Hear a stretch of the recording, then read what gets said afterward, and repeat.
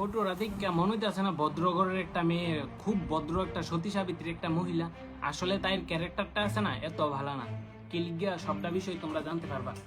তার নাম হইছে মল্লিকা রয়, স্বামীর নাম শত্রুরঞ্জন রয়, আর বাবার নাম হইছে জগদীশ কর্মকার।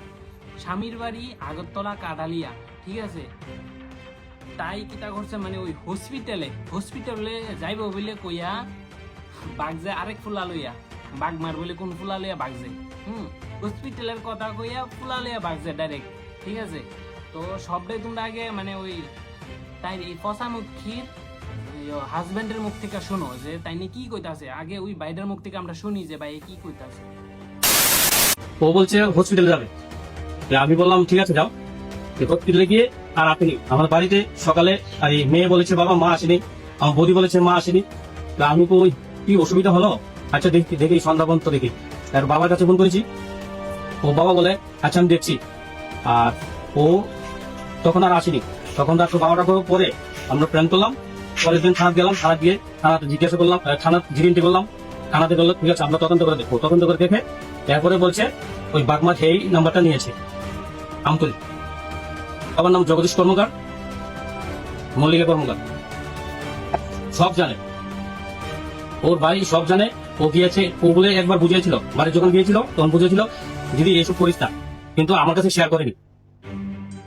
মানে আমি সরকারের কাছে আবেদন করছি ও যাতে আমার এক 9 বছরের মেয়ে আছে, ওকে নিয়ে তো আমার থাকতে হবে। ও ইংলিশ মিডিয়াম পড়ে, ও ভালো স্কুলে পড়ে, ওর দেখাশোনার কোনো লোকই নেই আমার বাড়িতে, আমি আর আমার মেয়ে।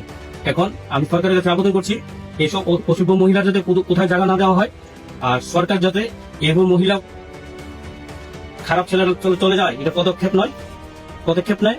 আর আমার যাতে ডিভোর্স কাগজে সই করে দিয়ে যায় আমতলী থানায়। আমার শত্রুরঞ্জন রয়, বাড়ি মধুবান। কি করেন আপনি? আমি রাজমিস্ত্রির কাজ নিয়ে করি। তো তোমরা তো সবটাই শুনলা যে তাই নিয়ে কইছে হসপিটালে যাইবে, ওকে সেরা বাড়িতে আয় না। তারপর তাইনের বাচ্চা কইতাছে যে মা এখনো বাড়িতে আইছে না। তো তাইনে ভাবছে কোনো না কোনো কাজে ব্যস্ত হইব, তো সন্ধ্যা অব্দি ওয়েট করে বিকাল অব্দি। তো বিকাল হয়ে গেল, আইসে না, রাত্রে 12টা বাজে গেছে, এরপর আইসে না। তো পরের দিন গিয়ে আমতলী থানার ভিতরে যেটা এন্ট্রি করছিল যে হ্যাঁ বাড়িতে আইসে না, পরে দিয়া খোঁজ খবর পাইছে এ নাকি ফুলালিয়া বাগছে। মানে কেমন মা নিজের একটা 9 বছরের সন্তান, মেয়ে সন্তান ফালাইয়া আরেক ফুলালিয়া ভাগছে। আর অক্ষণে জেনারেশনে ফুলা পাই না ভাই কিতা, মানে দুনিয়াতে এত এত মায়াবান থাকতে শেষরার দল হগল, ছাপড়ির দল হগল, লুচ্চা হগল, তোরা কি বদি সদি বেরিয়ে ভাল লাগে? মানে কোনো মায়া যদি মানে একটু ক্যারেক্টারটা অন্যরকম হয় বা মানে ধরো না মানে আগে রিলেশনে থাকে বা ফিজিক্যালি কেমন কিছু একটা হয়, এই মায়াটার লোকে প্রেম করতেছে না। আবার এই দিক দিয়া ওই মানে বিয়েটা বেরিয়ে ভাল লাগে। ওই আবার আছে না ডিভোর্সি যে মেয়েগুলা, ডিভোর্সি বা ধরো না স্বামী মারা গেছে, স্বামী নাই, ওখানে বিধবা, ইডিরে আবার বিয়ে করতো না, ইডিরে আছে না আবার নিত না। আবার নিব কোনটিতে জানো নি? ওই আরেকবার সংসার ভাঙ্গে আরেকবার সংসারটা নষ্ট কইরা এরপরে ওই বেডে ত্রিলিয়া ভাগবো। শেষরা দল হগল বিজরমার টান, তোরা আছে না খালি বিলে ফইরা সেটা মরবি এম তোর ফুলাফেন বিজরমার দল হগল। তোরা খাইয়া দেয় কাম নাই, মা বাপে তোরা ভালো শিক্ষাই দিতে পারছে না। ভালো যদি শিক্ষা দিত তাহলে তোরা এরকম করস না, বুঝুতনি? তোরা ঘর যদি মা বোনরা যদি এরকম করতো তাইলে বুঝলি একজনের সংসার ভাঙলে কতটুক মান সম্মান যায় বা কতটুক কষ্ট লাগে। একটা মানুষের সাথে 10 বছর সংসার করলে ওই মানুষটা ছাড়া থাকুন কতটুক কষ্ট, এটা তোর সাথে হইলে বা তোর ফ্যামিলি কেউ সাথে হইলে তাইলে বুঝলি বিজর মা ফুলা পাইন। তোরও হনো সময় আছে, তোরা কইতেছি বদি সদি বাদ দে, বদি সদি বাদ দিয়া দুনিয়া প্রচুর মায়াবান আছে, মায়াবান বাড়া মায়াবান রেলে ভাগ, কোনো অসুবিধা নেই। তোরা এই বেডের ভিতরে কিতা পাস? তোরা এই বেডের ভিতরে কিতা দেখস যে তোরা এই বেডের পিছিয়ে পড়ে থাকস, তোরা এই বেডে তুলে ভাগস। আর এইরকম শেষা দল তোমরা স্ক্রিনের যে ফটো দিয়ে রাখছি এই বেডিরে তোমরা যেনই দেখবা না জুতা পিছা আর সেপ দিয়ে দিবা মুহের ভিতরে, ইডিরে এই খারাপ দল করে নিজের একটা সুন্দর সংসার ফালাইয়া ভাগ যায় আরেক বেডা লইয়া সেরা ছাপড়ি কোন কারণে শেষরা ইত্যা বাল তাল এরা আমার সামনে পরে একটা থাপড়ায় তোমরা কান করি লড়াইলাম।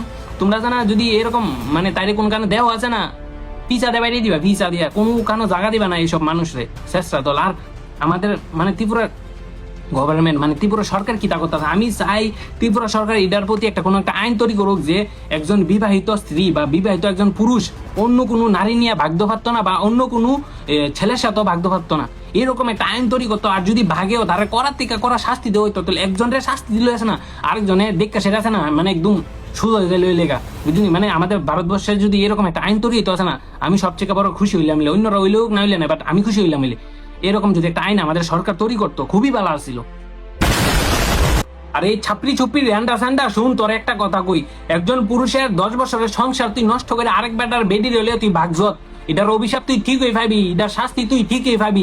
যেদিন তোর মা বাগবো আরেক বেটার লগে এই দিন বুঝবি তুই, যেদিন তোর বইনে বাগবো আরেক বেটা শেখ বেটার লগে এই দিন বুঝবি তুই। একটা কথা আছে না, কম বয়সে পাকলে বাল দুঃখ থাকবে চিরকাল, তারপর তুমি তোমার লাঙ্গি বেডি লইয়া সিধা খাইও বেটার বাল, এরপর দে বুঝবা ঠেলা।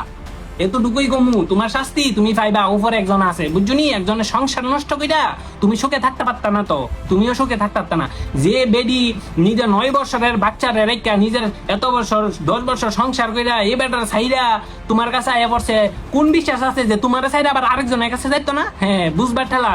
যেন দিন এন্দে ঢুকা এন্দে ভাষটা পাই দিব, এরপর বুঝবা ঠেলা কেমন দিনে কেমন মানে ফল পাওয়া যায় আর কি। সো এতটুকুই কোনো বন্ধুরা, তো টাটা বাই বাই। আর ভিডিওটা আসা শেয়ার করে দেবা। আর ইদিকে যেন দেখবা আছে না ওই পিসা জুতা কিতা কইলাম, ইডি সুইজা মারবার কি ইডির মুখে ছেলেটার ফটো আমার কাছে নাই, থাকলে দিয়ে দিলাম হইলে।